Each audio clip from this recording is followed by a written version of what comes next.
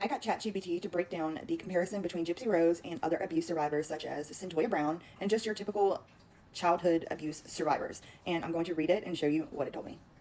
So on the left-hand side is going to be your typical survivor. On the right is GypsyRose's behavior compared to the left. It gave me kind of like a graph style, so I'm going to read it to you. So your typical abuse survivor behavioral on the left tends to avoid public exposure, especially early in healing. But GypsyRose's behavior seeks public attention immediately upon release. Often struggles with guilt, grief, and emotional processing. But Gypsy's behavior appears emotionally disconnected, rarely grieves openly. On the left, shows concern for the impact of their trauma on others, but Gypsy's behavior focuses heavily on self, rarely speaks on impact to others. On the left, uses their platform, if any, to advocate for reform or awareness. Gypsy's uses her platform for personal gain, branding, and fame. On the left, cautious about relationships, slow to trust again. Gypsy's behavior quickly jumps into new dependent romantic relationships. On the left, processes trauma through therapy, writing, private reflection. Gypsy's behavior makes trauma the center of her public identity and brand. So after it showed me the graph style, I just told it to write me a short summary in comparison to other survivors, and this is what it said.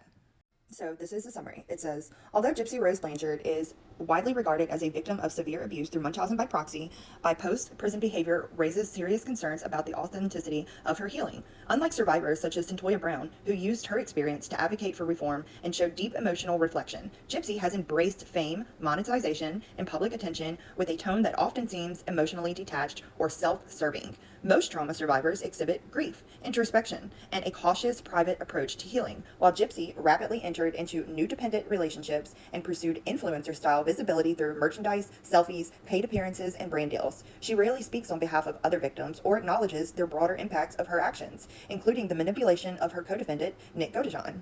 While her 1Q21.1 microdeletion may contribute to poor decision-making or emotional processing, it doesn't fully explain consistent focus on image over empathy. Her behavior, in contrast to known survivors, appear more aligned with seeking neurality than genuine trauma recovery.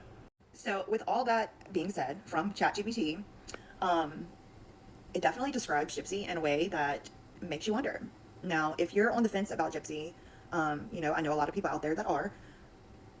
ChatGPT is non-biased, so let me remind you of that. ChatGPT is not feeding me information that I'm telling it to feed me. It's giving me a non-biased opinion of what it has seen and learned off of data, off of videos, off of public interviews, off of whatever she has been putting on the internet, TV, whatever.